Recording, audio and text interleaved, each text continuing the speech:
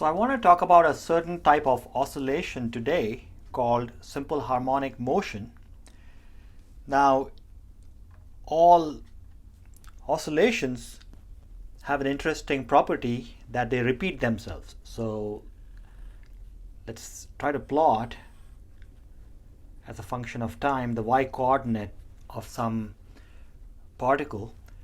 So if the particle regularly executes this type of a graph, then that's called a periodic motion because it repeats itself after every period, which we'll call t.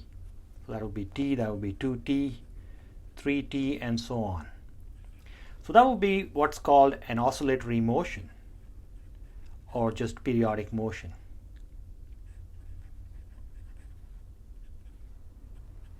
Now, simple harmonic motion is a very special kind of oscillation. So in other words, all oscillations are not necessarily simple harmonic, but simple harmonic is a special type of oscillation. Let's study a basic example of simple harmonic oscillation, and this is got by considering something like a mass attached to a spring. So I'll take here as my reference the same coordinates x and y. So I have a spring attached to a wall, and this is a perfect spring that follows Hooke's law, and to that spring is attached a mass. Now I'm going to assume that there is no friction acting between the mass and the floor, something which I'll indicate by putting a mirror type shading here. So there's absolutely no friction, and if you just leave this like that, it'll stay like this forever. But let's suppose that we give it a little push, like I pull this forward out by some distance and let it go. Now first of all, if I pull this out by any kind of distance, let's say distance x, then there's going to be an force acting in the opposite direction courtesy of the law of Hooke. So this is going to be the force of the spring, Fs, and by Hooke's law we know what that is. Fs equals negative k times x, where k is the spring constant of the spring.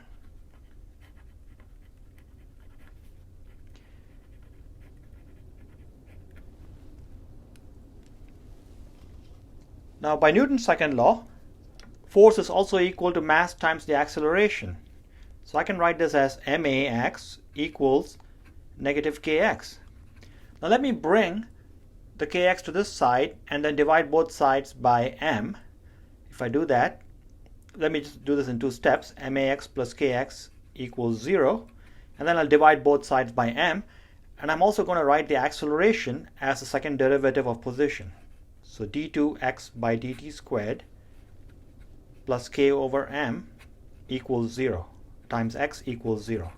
Now that's called the standard form of simple harmonic oscillation. The standard form is sometimes written in reference books as follows: d2x over dt squared plus omega squared simple harmonic times x equals 0. So this is called the frequency squared of the simple harmonic motion. If we look at this expression here and this expression here, we notice that it's got the standard form of the simple harmonic oscillation as long as we identify what omega is for this system. So for this spring block system oscillating in the horizontal direction, the omega is going to be the square root of k over m, because omega squared is the same as k over m. So if I took the square root of both sides, I'd get this as the simple harmonic oscillation frequency. So that still does not explain exactly what simple harmonic motion is. Yes, it looks like the standard form, but what is it really? That can be got by looking at this equation. That's the best equation to look at to really understand what simple harmonic motion is all about. It tells us that the acceleration at any given time is actually proportional to negative of the displacement. If the system displays this basic characteristic, then it is said to be exhibiting simple harmonic motion. Now at the end of this video, you will find a link to a specific website which has a applet for you to play with. So I'll refer you to that website.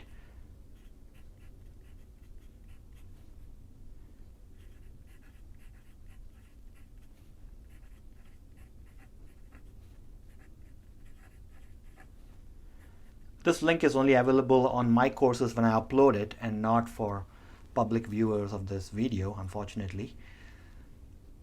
So students will be able to access this, and that gives you a very good feeling of what simple harmonic motion is all about. Now let's try to find solutions to this particular equation. The solutions of this is called a second order linear differential equation. Linear ordinary differential equation, and I'm not going to spend time teaching you second order differential theory. I'll just tell you what the solutions are. They're going to be of the form, you can write them of the form a times cosine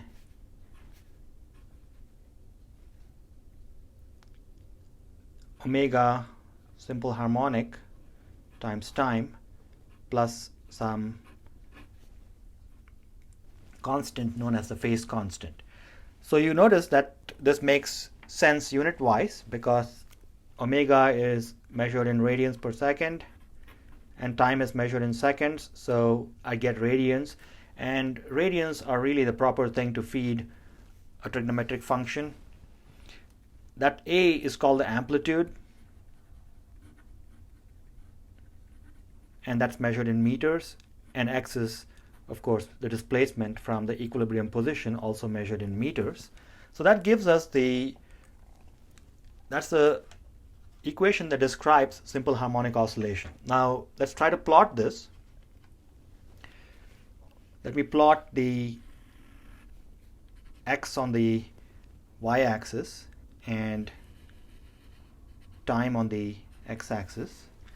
If I plotted this, then because I don't know what phi is, I cannot assume that phi is 0. It has to be some value between 0 and 2 pi. Then I cannot assume that it starts like the regular cosine graph. I have to start it with some intercept. Okay, so cosine graph can look like that. The x graph can look like that. You observe that it goes up and down, and look at the difference between this and that. Almost look the same, except that that's a sharp oscillation and this is more like a gentle sinusoidal behavior. Now if I want to find the speed at any given time of this mass, well, there's one option, and that is simply to differentiate this. So let's differentiate that. V of t is just dx by dt. When I differentiate this, the cosine is going to become a negative sign and the omega is going to come outside by the chain rule. So I'm going to get negative a omega simple harmonic times sine omega simple harmonic times time plus phi. And I can also find the acceleration by taking another derivative. So that's going to be d2x over dt squared. And if I took another derivative, then you observe that sine becomes a cosine, the omega comes outside, and I'm going to get negative a omega simple harmonic squared times cosine omega simple harmonic times time plus phi. But take a look at this. A times cosine omega simple harmonic times time plus phi. Well, that's precisely our displacement x. So this is telling us that a as a function of time is negative omega squared simple harmonic times x as a function of time. Or in other words, it's telling us that because I have d2x over dt squared, and I can bring this to this side, plus omega squared simple harmonic times x equals 0. So in other words, I've just shown you that this is in fact the solution to that. And by the uniqueness theorem, if you find one solution, then that's a unique solution. So that's a pretty beautiful result. Now if you look at this velocity graph, you'll notice that the velocity graph has got a sign and it has got a negative sign. So when the position is maximum, the velocity is going to be minimum. And this makes sense because if the mass is oscillating back and forth, when it's not moving is when x is maximum. The spring is most stretched, and that is where it's not moving.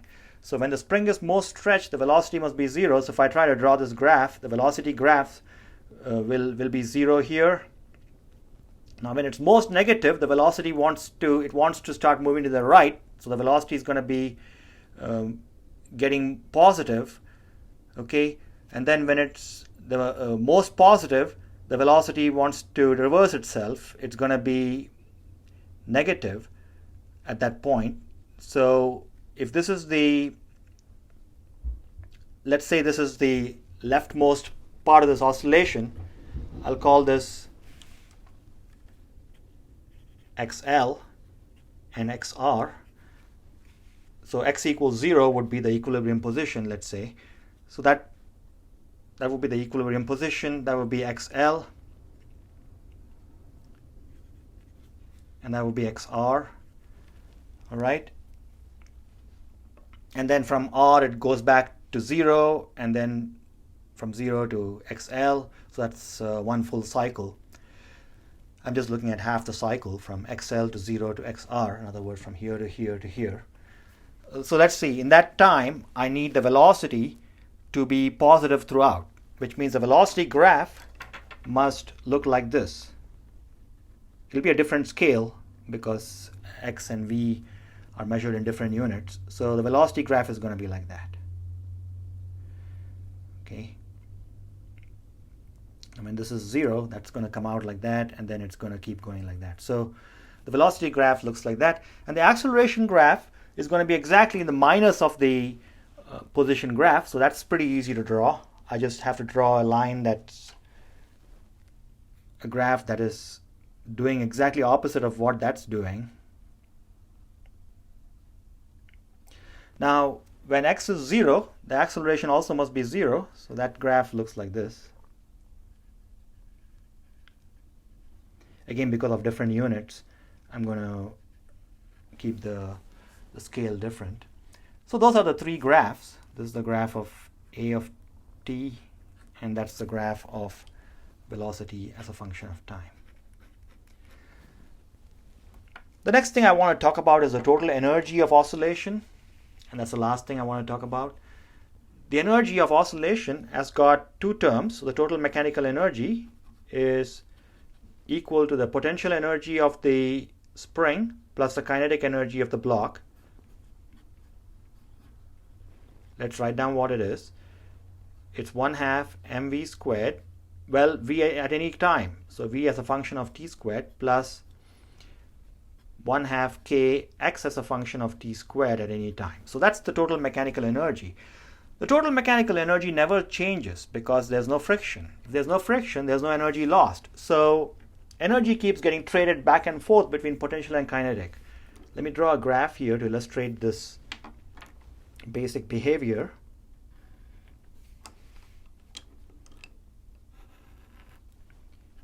Here's a TME graph. And let's say the total mechanical energy is some constant value initially. I give that spring some stretch, and so that initial energy, I give the spring some stretch of a, let's say. So that's 1/2 ka squared. That's the initial stretch energy I've given the system. And then it's left on its own to do whatever it wants. Well, of course, that energy will immediately go to kinetic energy. So the spring potential energy keeps decreasing, and then the kinetic energy keeps increasing. Now, if we draw the graph of what the kinetic energy looks like, potential energy looks like, that would look like this because it's a parabola. Now, I'll draw it a little bit away from the... It doesn't matter because this is some random x coordinate, not necessarily the x coordinate we're thinking of. So I can take this to be the equilibrium position of 0, if you like. And let's say I moved it to the left initially. So initially it was at negative a. And now, as the particle comes closer to the equilibrium, you'll see that potential energy goes down, but kinetic energy is now at the greatest. So the kinetic energy at any given time can be found by just looking at this piece here. That's the kinetic energy. So as you can see, at the equilibrium positions of a and minus a, the kinetic energy is exactly 0 because the potential energy there is maximum. And at any other time, the kinetic energy keeps growing. This arrow, which is the deficit of potential and kinetic, keeps growing. And of course, the maximum kinetic energy is here when it passes through equilibrium position, because there the spring is absolutely not stretched or compressed. So this way, the energy is traded back and forth between them. So I can also write the total mechanical energy. I can write it in 2 separate ways, and this might help you in problems. I can write it as 1/2 m times the maximum speed. The maximum speed is given by setting sine equals 1. So that's going to be a squared omega squared simple harmonic. So that's one way to write it. And the total mechanical energy can also be written as the maximum potential energy, and that's got by putting x equal to a, because when cosine is 1 is when the x is maximum. So that's going to be 1/2 ka squared. So this gives us 3 options to find energy. You can either take the position and velocity at any given time and substitute it if you know them. That's kind of the hard way to do it. Or you can just find the total mechanical energy by finding the maximum kinetic energy, which would be this big arrow here of deficit. Or you can find the maximum potential energy, which would be the endpoints of the parabola.